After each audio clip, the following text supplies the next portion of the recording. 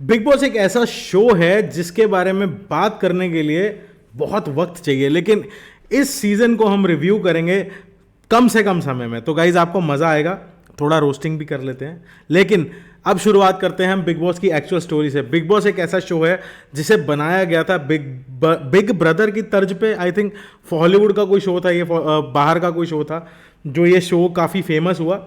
ये था कि कुछ लोगों को एक घर के अंदर रख के उनकी मेंटल स्टेबिलिटी को टेस्ट करने वाला मटेरियल लगता है मुझे, एक पागल खाना बनाना जिसको कहा जाएगा। अगर तुम कहो कि ये शो जब शो बना उस टाइम पे इसने बहुत हाइप अटेन करी। उस टाइम पे अमिताभ बच्चन जैसे होस्ट भी आए, शिल्पा शेट्टी ने भी होस्ट किया, अरशद वारसी ने भी होस्ट किया। लेकिन जब से सलमान खान ने बिग बॉस को होस्ट करना शुरू किया, एक अलग ही फैंडम इसके साथ जुड़ गया। सलमान खान का फैन बेस इसके साथ जुड़ा, फिर वो बिग बॉस की एक अपनी ऑडियंस बन गई। पर ये बात कर रहा हूं मैं टेलीविजन वाले बिग बॉस की। अब हम बात करते हैं जब 15 साल बाद इनको समझ में आ गया कि television is about to vanish from India या वर्ल्ड, बिकॉज इस टाइम पे जो टाइम चल रहा है वो चल रहा है OTT का, क्योंकि थिएटर में फिल्में तक नहीं चल रही, चाहे वो सलमान खान की फिल्में हो।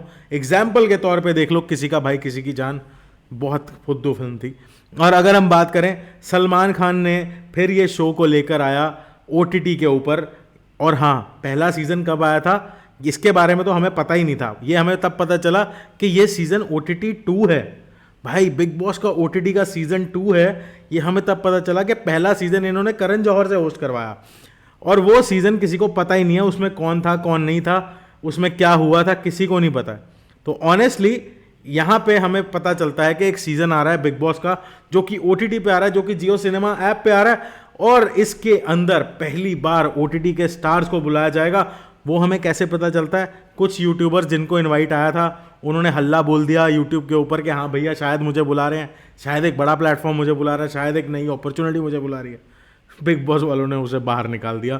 तुम समझ गए होगे मैं किसकी बात कर रहा हूँ। कमेंट सेक्शन में नाम लिख देना, मैं नहीं बोलूँगा, ठीक है। अगली बात हम करते हैं, फिर जाता है हमारा one of the prominent creators Fukra Insaan, यानी कि AKA अभिषेक मलन। मैं AKA इसलिए बोलता हूँ क्योंकि अभिषेक को मैं एज अ फुकरा इंसान पहले जानता हूँ, क्योंकि उसकी वीडियोस पे मैं रिएक्ट भी कर चुका हूँ अपने रिएक्शन बाय RG चैनल पे। ये हमारा नया चैनल है, इसको आपने प्यार देना है। रिव्यू बाय RG, इसके ऊपर हम रिव्यू करते हैं एंड डिटेल रिव्यू होता है, तो और बायस्ड भी नहीं होता, ऑनेस्ट रिव्यू होता है।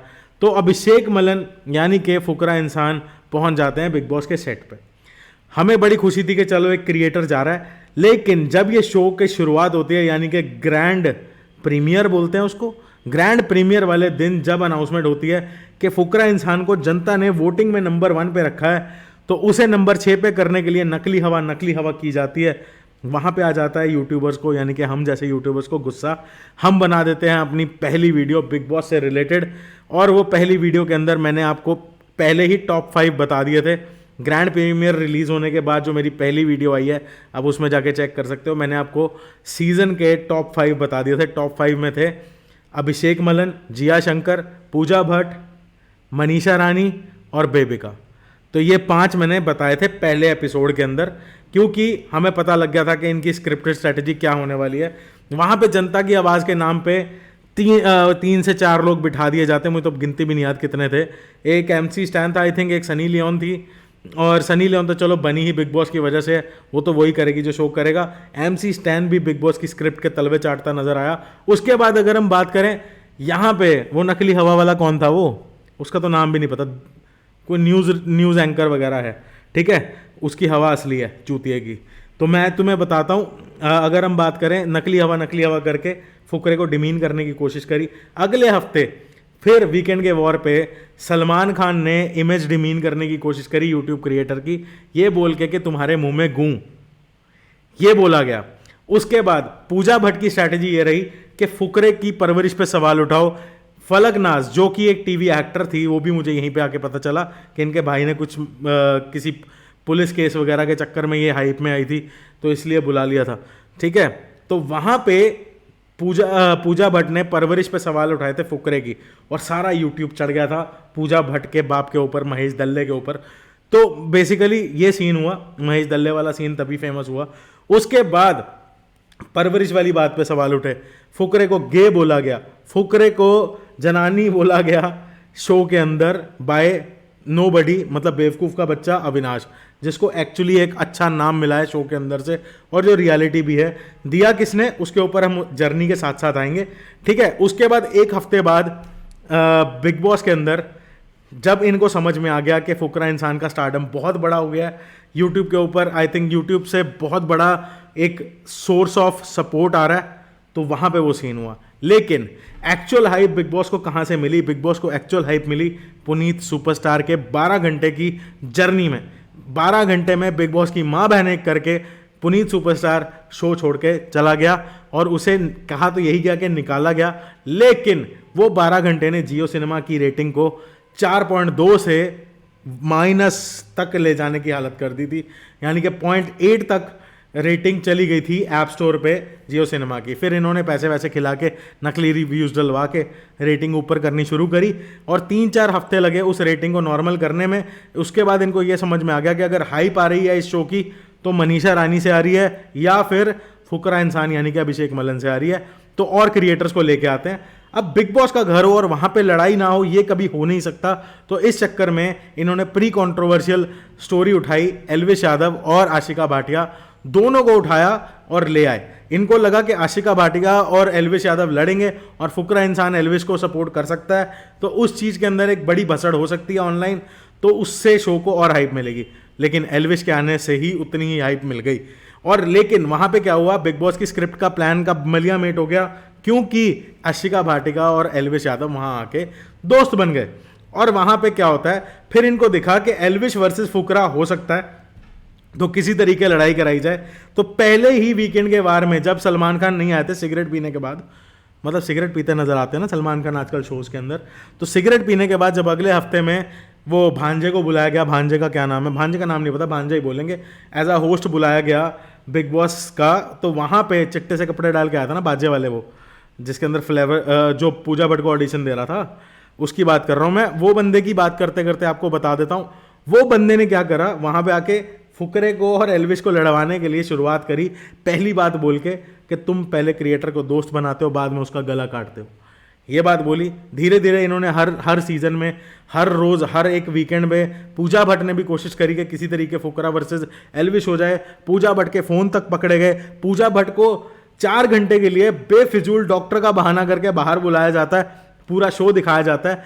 पूजा भट्ट तब तक डॉक्टर के पास जाने से पहले तक ये बोलती आती है कि Fukra Insaan is going to be the winner, Fukra Insaan going to be the winner. 4 घंटे बाद जब पूजा भट्ट बिल्कुल ठीक होकर नाचती गाती घर के अंदर एंटर होती है, तो पता चलता है कि फुकरा इंसान, तो एल्विश यादव के स्टारडम के बारे में पूजा भट्ट को पता चल चुका है। अब चांसेस ये हैं कि विनर एल्विश यादव हो सकता है। तो इस चक्कर में पूजा भट्ट कोशिश करती है किसी तरीके एल्विश को प्लीज़ करने की। उसके बाद एल्विश उसे अच्छा लगने लग जाता है। एक टाइम पे बेबिका को गाली देने की वजह से एल्विश यादव बुरा लगने लग गया था इनको, तब भी क्रिएटर को डिमीन करने की कोशिश करी थी। लेकिन पूजा भट्ट क्या करती है, पूरे तरीके के साथ एल्विश को सपोर्ट करना चालू कर देती है। रिश्ता बन जाता है एल्विश के साथ, जो कि एक टाइम पे बुरा लग रहा था। चलो अब हम इसके बारे में बात करेंगे आगे कि ये रिश्ते के आगे हम कहाँ तक जाएगा और क्या नाम दिया जाएगा। फिर आलिया भट्ट भी पब्लिकली एल्विश को सपोर्ट कर देती हैं और हाँ, ये चीज़ें चल रही होती हैं बाहर। लेकिन इस दौरान एक बड़ी कमाल की चीज़ होती है। फिर आता है टिकट टू फिनाले पहली बार, जिसके अंदर पूजा भट्ट को बिग बॉस ने पूरी स्ट्रैटेजी लगा के कोशिश करी कि पूजा भट्ट को किसी तरीके टिकट टू फिनाले देके पहले ही फिनाले में पहुंचा दें। तो वहाँ पे क्या होता है, एल्विश, फुकरा, जिया और मनीषा रानी पूरी की पूरी स्ट्रैटेजी का बंटाधार कर देती है और फिनाले में पहुंच जाता है हमारा अपना भाई अभिषेक, यानी कि फुकरा इंसान। और उसके बाद क्या होता है, फिर बिग बॉस एक स्ट्रैटेजी घुमाता है जिसके through Pooja Bhatt gets into the finale. तो सबको ही पता है कि पूजा भट्ट को वोटिंग ट्रेंड्स में कितनी वोट्स आ रही थी, मतलब 70 हज़ार तक वोट्स आई हैं। मतलब तुम्हें सोचा होगा कभी 70 हज़ार वोट्स भी आ सकती हैं। बेबिका को तो 25 हज़ार वोट्स आई हैं। हालांकि हम मिलियंस की बात करते ही नहीं, मिलियंस तो अलग ही लेवल हो गया ना, वो तो क्या कमी, थोड़े से तो वोट आए हैं, 20-25 मिलियन वोट आए हैं सारे, वो कोई वोट आए हैं, 70 हज़ार वोट आए पूजा भट्ट को। तो उसके बाद हम बात करेंगे, अगर हम इसके बाद फिनाले की बात करते हैं तो फिनाले में पहुंच जाते हैं, जो कि मैंने आपको बता दिया था जिस दिन एल्विश एंटर हुआ था। मैंने कहा था कि जिया को टॉप 5 में से बाहर कर दो। जो टॉप 5 मैंने स्टार्ट में आपको बताए थे पहले एपिसोड में, मैंने एल्विश की एंट्री पे ही बता दिया था कि जिया को इसमें से बाहर कर दो। पूजा भट्ट, बेबिका जो कि उसकी स्टिपनी है, उसके बाद एल्विश यादव, मनीषा रानी और Fukra Insaan. These are going to be the top 5।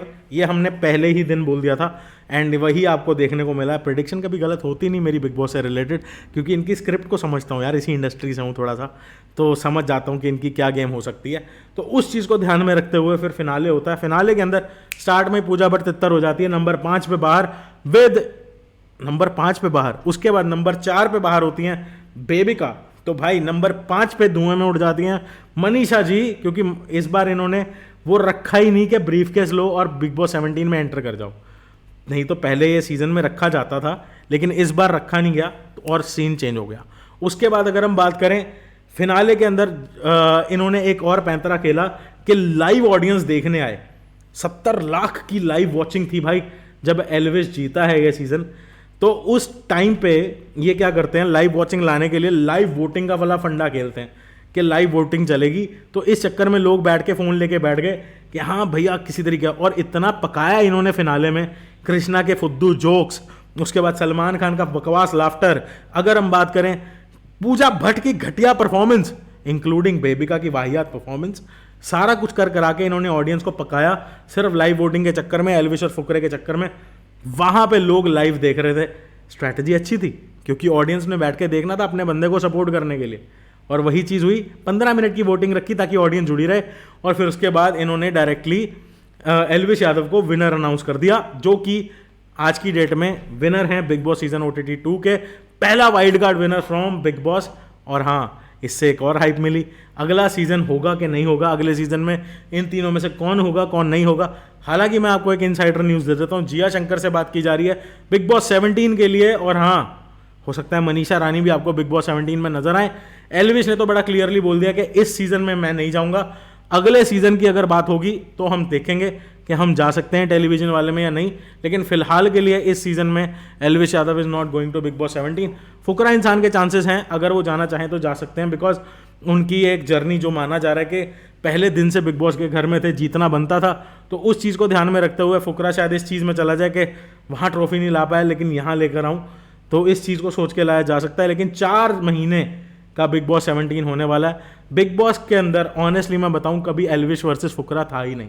It was YouTuber versus Bollywood, because YouTuber को हर तरीके से डिमीन करने की कोशिश की गई है सलमान खान द्वारा, चाहे एल्विश की मदर को इंक्लूड करके एल्विश को डिमीन करने वाली बात हो, चाहे फुकरे को मुंह में गूं देने वाली बात हो, फुकरे की परवरिश पे सवाल उठाने वाली बात हो, या एल्विश की परवरिश पे सवाल उठाने वाली बात हो। तो इस चीज़ को ध्यान में रखते हुए बिग बॉस एक स्क्रिप्टेड सीजन बनाते बनाते रियल लोगों को ला के रियल के बीच में फंस के रह गए, लेकिन end of the day big boss का सीजन सक्सेसफुल रहा, ये तो हमें मानना पड़ेगा। और एक और चीज़ मैं आपको बता देता हूँ, एल्विश यादव कॉन्ग्रेचुलेशंस भाई, मेरे को नहीं पता तेरे तक ये वीडियो पहुँचेगी या नहीं पहुँचेगी, बट हमारी जान लग गई है यूट्यूब को जिताने में। लेकिन ऑनेस्टली मुझे फ़र्क भी नहीं पड़ता कि तेरे पास ये वीडियो पहुँचे या ना पहुँचे, लेकिन ये एंड में एक मैसेज दे रहा हूँ भाई, लव यू, एंड इसी तरीके से आगे बढ़ते रहो, be an inspiration to many of the people like us, and धीरे धीरे कोशिश करेंगे कि इस लेवल पे पहुंच सकें कि कल को कभी आपसे मिल भी सकें। तो guys like share and subscribe, support करते रहो। फुकरे को भी यही मैसेज है मेरा कि भाई पहले दिन से तेरी जर्नी देखी है, उससे पहले से दोनों को मैंने सपोर्ट करा है, दोनों की वीडियोस पे मैंने रिएक्ट करा है, थैंक यू सो मच। कभी तुमने स्ट्राइक नहीं दी, कभी कोई कॉपीराइट नहीं दिया। आज अच्छा लगता है कि हमने पूरा सीज़न पूरी जर्नी तुम्हारे साथ जी है, एंड अगर तुम 24 घंटे के लिए शो के अंदर होते थे तो हमारी दिन की 5-5 7-7 वीडियोज़ आती थी, वो भी शो देखने के बाद ही आती थी। तो एक तरह से हमने भी बिग बॉस खेला है, अपने लेवल पे खेला है, एंड धीरे धीरे हम भी ग्रो करेंगे एंड आगे बढ़ेंगे। इसी तरीके से रिव्यूज़ इस चैनल पे आते रहेंगे। सब्सक्राइब करो, लाइक करो और शेयर करो। Will see you in another video guys. जय हिंद, मिलता हूँ बहुत जल्दी।